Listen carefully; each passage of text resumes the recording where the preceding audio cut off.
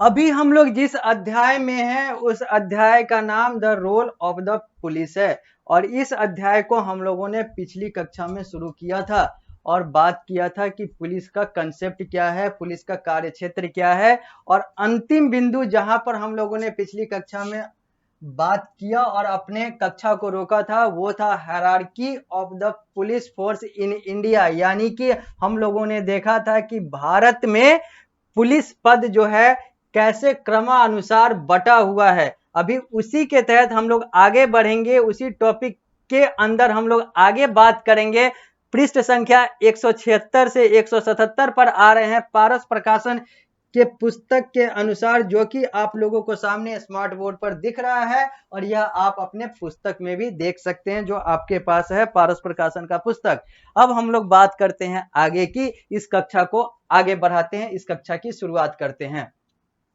लिखा हुआ है the investigation procedure is followed by the police which register an FIR first information report when a crime is reported at the police station.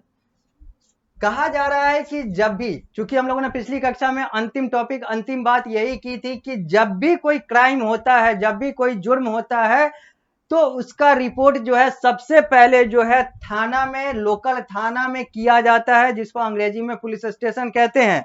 और फिर वहां पर जब वो दर्ज हो जाता है, केस दर्ज हो जाता है, मामला दर्ज हो जाता है, तो फिर हम लोग उसको आगे बढ़ाते हैं, उस पर इन्वेस्टिगेशन करते हैं। यानी कि न्यायपालिका पुलिस तंत्र उस पर इन्वेस्टिगेशन करता है, जांच पड़ताल करता है, फिर दोषी होने का या निर्दोष होने का ये सारा कुछ फैसला सुनाया जाता है। तो इसी के तहत लिखा हुआ है कि जब भी इन्वेस्टिगेशन प्रोसीजर की शुरुआत होती है, यानी कि जांच प्रक्रिया की शुरुआत होती है, तो सबसे पहले पुलिस जो कार्य करता है, जो रिपोर्ट दर्ज करता है, उसको FIR कहते हैं। यानी कि फर्स्ट इंफॉर्मेशन रिपोर्ट। नाम से ही क्लियर है कि ये पहला इंफॉर्मेशन यानी कि सूचना के आधार पर दर्ज किया गया रिपोर्ट है। अगर मुझे पता चलता है कि कोई जुर्म हो रहा है, अगर आपको पता चलता है कि कोई जुर्म हो रहा है, अगर आप रिपोर्ट करने जाते हैं थाना में, तो वो फर्स्ट इंफॉर्मेशन रिपोर्ट के तहत रिपोर्ट होगा दर्ज, क्योंकि वो तो पहला जानकारी है, पहला सूचना है, उसी के आधार पर आगे की कार्रवाई की जाएगी। इसीलिए इस रिपोर्ट को FIR F.I.R. यानी कि F for first, I for information, R for report, first information report कहा जाता है। बेस्ड ऑन दैट रिपोर्ट, इसी FIR के आधार पर the public prosecutor as well as the defence lawyer of the accused pursues the court in the cases in the court. इसी FIR के आधार पे जो वकील हैं दोनों पक्ष के, एक जिसके खिलाफ यह आरोप, यह केस दर्ज किया गया है, और एक जिसने केस दर्ज करवाया है, फिर दोनों के वकील जो है इसी FIR के आधार पर न्यायालय में, न्यायपालिका में जाते हैं। न्यायपालिका के तहत फिर सुनवाई होती है इसी FIR के आधार पर। दोनों वकील यानी कि दोनों पक्ष के वकील, एक जो रिपोर्ट कर रहा है उसके पक्ष का और एक जिसके खिलाफ रिपोर्ट हो रहा है उसके पक्ष का। The investigation procedure consists of finding out fact of the cases and to collect the evidence। जो इन्वेस्टिगेशन प्रोसीजर यानी कि जो जांच प्रक्रिया चलती है, उसमें क्या कोशिश किया जाता है निकालने का, क्या फाइंड किया जाता है, तो यही फाइंड किया जाता है, यही तथ्य फाइंड करने की कोशिश होती है, जानकारी कलेक्ट करने की कोशिश की जाती है कि इससे जुड़ा हुआ जो भी साक्ष्य है वो हमको मिले। Whenever a crime take place, the police arrive at the spot। जब भी कोई क्राइम होता है तो पुलिस जो है उस जगह पर, उस घटना स्थल पर पहुंचती है, ताकि दो चीज कर सके। पहला, find out the fact and collect the evidences and arrest the suspected person और make effort to search the suspected person. The police report to the magistrate.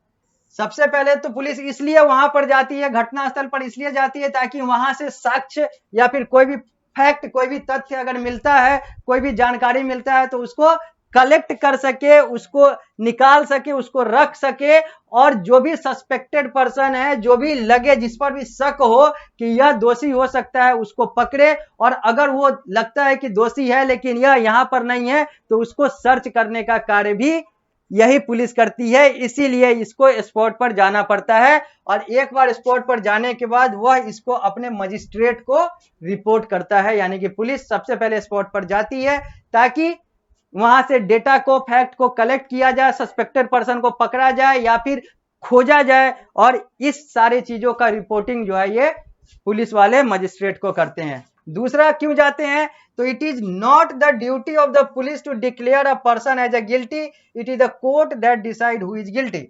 इसलिए जाते हैं कि यह पुलिस का कार्य नहीं है कि किसी को दोषी या फिर दोष मुक्त करार करे, यह न्यायालय का कार्य है, यह न्यायपालिका का कार्य है, यह न्यायतंत्र का कार्य है। इसलिए भी पुलिस स्पॉट पर जाती है ताकि वो डेटा को कलेक्ट कर सके और बस अपने अधीन काम करे, और ताकि जब न्यायालय में ये सारी चीजें जाए तो वो उन सारे साक्ष्य को पेश कर सके। अब आगे बढ़ते हैं। The court has instructed the police to follow the guideline at the time of arrest are as follows। जो न्यायालय के द्वारा पुलिस को दिशा निर्देश दिया जाता है, जो गाइडलाइन दिया जाता है, जो पुलिस को फॉलो करना होता है, न्यायालय के द्वारा दिया जाने वाला जो गाइडलाइन है, ताकि लोगों को वो अरेस्ट कर सके। यानी कि दोषी को अरेस्ट करना या फिर जो लगे कि ये सस्पेक्टेड है उसको अरेस्ट करने के लिए न्यायालय के द्वारा पुलिस को दिया गया कुछ दिशा निर्देश जो है यहां पर लिखा हुआ है। नोट डाउन, पहला, note down the time and proper place. Police को यह न्यायालय के द्वारा कहा गया है कि अगर आप किसी को पकड़ रहे हैं, कहीं पर जा रहे हैं, किसी घटना स्थल पर जा रहे हैं, तो आप उस जगह का पूरा डिटेल लिखे, पूरा जानकारी लिखे, एड्रेस पता लिखे और समय लिखे, यानी कि कब गए, कब घटना हुआ, ये सारा कुछ जानकारी लिखना होगा, रहना चाहिए। Not to torture during the investigation process. किसी को भी अपने जांच प्रक्रिया के समय में प्रताड़ित न करें, पुलिस को यह आदेश निर्देश दिया जाता है कोर्ट के द्वारा। To conduct investigation according to law. जो भी जांच पड़ताल करे वो गैर कानूनी न करे, कानून के तहत ही करें, यह पुलिस को दिशा निर्देश दिया गया हुआ है कोर्ट के द्वारा। To show full respect to human right. Court ने यह भी कहा है पुलिस को कि जब भी आप जांच पड़ताल करने जाएं तो ह्यूमन राइट का वायलेशन नहीं होना चाहिए, मानव अधिकार का वायलेशन नहीं होना चाहिए। मानव अधिकार को ध्यान में रखते हुए ही जांच पड़ताल करें, किसी को अपशब्द ना कहें, किसी को ऊंच नीच ना कहें, कोई भी चीज करें तो कानून के अंदर रहकर ही करें। यह कोर्ट के द्वारा साफ साफ दिशा निर्देश है पुलिस वालों को।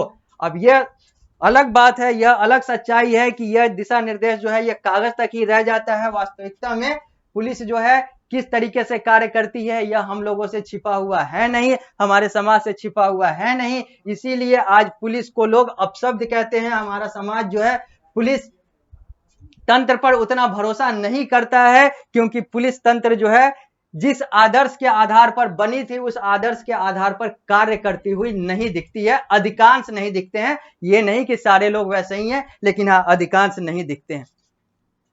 आगे लिखा हुआ है यहां पर, the arrested people have the right. जो अरेस्ट किए जा रहे लोग हैं उनके पास भी अधिकार है। ये नहीं कि वो अरेस्ट हो गए तो उनका मतलब है कि अब उनको टॉर्चर किया जाए। They can not be punished for the same crime again and again.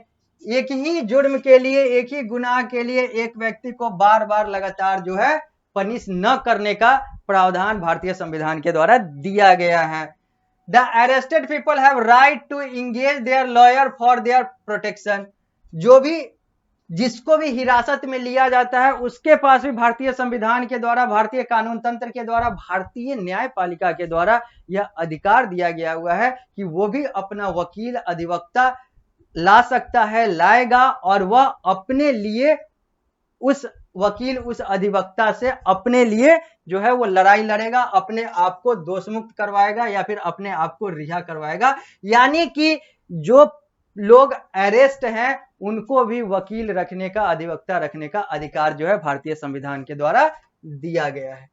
They can claim human rights, अगर उनके खिलाफ अगर कुछ मानवाधिकार हनन हो रहा है, अगर उनका मानवाधिकार हनन हो रहा है तो वो इसके लिए भी कोर्ट के समक्ष कॉन्स्टिट्यूशन के हिसाब से, संविधान के हिसाब से अपनी बात कह सकते हैं और कहते हैं और कहना चाहिए।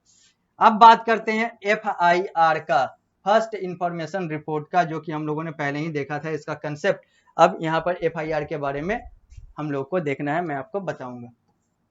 लिखा हुआ है FIR का फुल फॉर्म लिखा हुआ है first information report, F for first, I for information, R for report. First information report और FIR is the information recorded by the police officer in charge of the police station. ये तो हम लोगों ने बार बार बात कर ही ली कि FIR क्या है। FIR जो है एक सूचना है जो कि रिकॉर्ड किया जाता है, जो कि लिखा जाता है, जो कि रक्षित किया जाता है पुलिस ऑफिसर के द्वारा, पुलिस अधिकारी के द्वारा एक पुलिस थाना में। जब कोई व्यक्ति जो है किसी जुर्म के खिलाफ रिपोर्ट करने आता है तो वो जो रिपोर्ट है, वो जो पहला रिपोर्ट है, पहला जो सूचना है जो थाना में रिपोर्ट होता है किसी भी जुर्म का, उसी को FIR कहते हैं। Under whose jurisdiction area the wrongful act has taken place. ये पुलिस स्टेशन, उसी पुलिस स्टेशन में FIR होता है जिस क्षेत्र में, जिस पुलिस स्टेशन के अधिकार क्षेत्र में वो जुर्म हुआ होता है। अगर एक कोई जुर्म है जो किसी एक जगह पर हो रहा है तो वो हम लोगों को पहले, या फिर उस व्यक्ति को, या फिर वहां के व्यक्ति को पहले यह समझ लेना होगा, यह देख लेना होगा कि यह क्षेत्र जो है किस पुलिस स्टेशन या किस थाने के अंतर्गत आता है, फिर वहीं पर जाकर वो FIR होगा, दूसरे थाना में नहीं होगा। This information can be given by the aggrieved person or any other person on his behalf। यह जो FIR है यह उस व्यक्ति के द्वारा दिया जाता है, दिया जा सकता है जो कि यहाँ पर शोषित हो रहा है, जिसके खिलाफ जुर्म हो रहा है, या फिर उसके बदले में, जो शोषित हो रहा है उसके बदले में कोई भी व्यक्ति जो है उसके बिहाफ पर जाकर FIR करा सकता है। अगर वो व्यक्ति खुद नहीं जा पाता है तो उसके बिहाफ पर, उसके बदले में कोई दूसरा व्यक्ति भी जाकर FIR करा सकता है। लेकिन FIR होगा कहां पर? तो जहां पर जुर्म हो रहा है, जिस लोकेशन पे, जिस स्थान पे, जिस पता पर जुर्म हो रहा है, वो स्थान, वो पता जो है जिस थाना के अधीन आएगा वहीं पर FIR होगा। The police start investigation on the basis of FIR। ये तो हम लोगों ने पहले भी देखा कि FIR के आधार पर, यानी कि फर्स्ट इंफॉर्मेशन रिपोर्ट के आधार पर ही पुलिस जो है वो जांच पड़ताल को आगे बढ़ाती है। There is a particular format for lodging an FIR। FIR दायर करने के लिए, लॉज करने के लिए कुछ पर्टिकुलर फॉर्मेट होता है, कुछ ढांचा होता है। इसी के तहत FIR जो है वो लिखा जाता है, लॉज किया जाता है और दर्ज किया जाता है। क्या क्या होना चाहिए उसमें?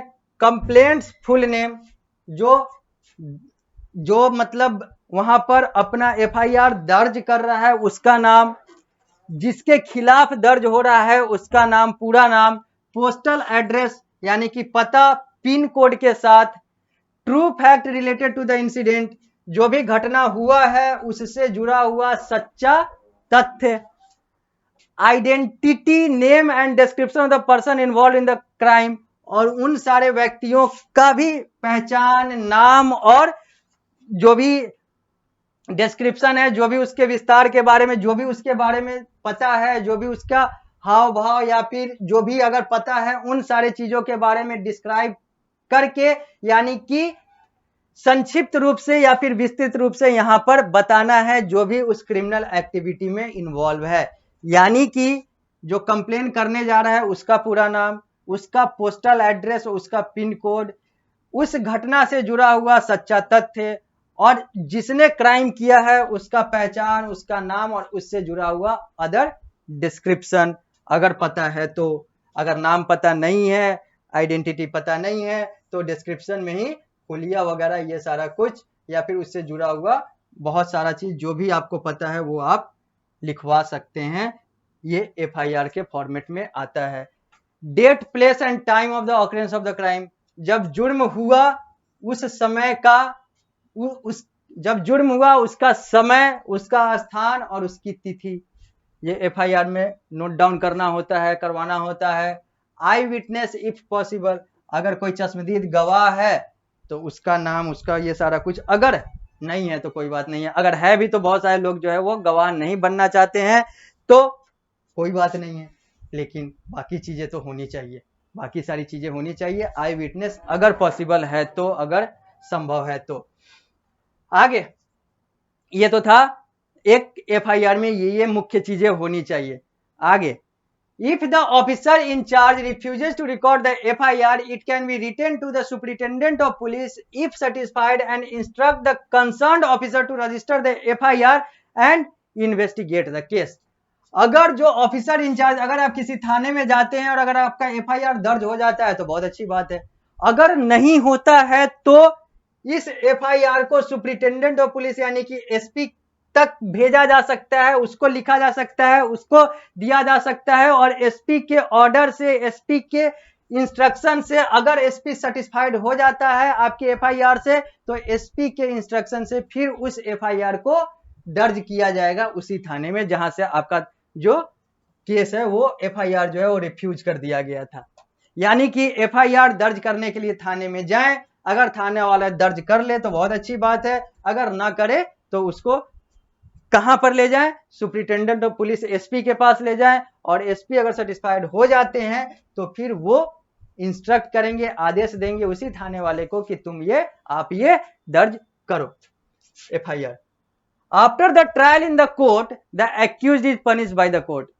अब एफआईआर हो गया, अब एफआईआर के आधार पर न्यायालय में जांच प्रक्रिया चलेगी, और जांच प्रक्रिया में अगर व्यक्ति दोषी पाया जाता है तो उसको सजा का प्रावधान है, उसके लिए सजा का प्रावधान है। He is sent to the prison, वो व्यक्ति ही हो या सी हो या अदर जेंडर हो, वो फिर कारागार में, प्रिजन का मतलब जेल, जेल का मतलब कारागार होता है, कैद में जा सकता है, जाएगा, या फिर उसको monetary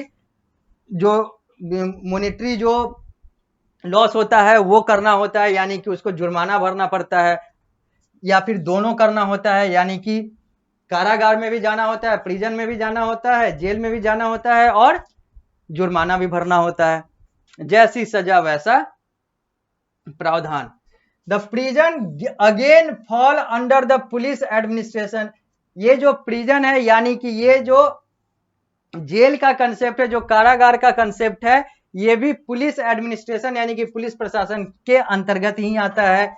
every district has a jail which is supervised by the jailer, हर जिला में एक जेल होता है और जिसका मुखिया जो है वो जेलर कहलाता है। If the evidence prove the crime the magistrate can declare the punishment, अगर एविडेंस के आधार पर अगर क्राइम जो है वो प्रूव हो जाता है तो मजिस्ट्रेट जो है वो पनिशमेंट डिक्लेयर करता है, मजिस्ट्रेट ही बताता है कि इसको कैसा पनिशमेंट दिया जाएगा, दिया जाना चाहिए।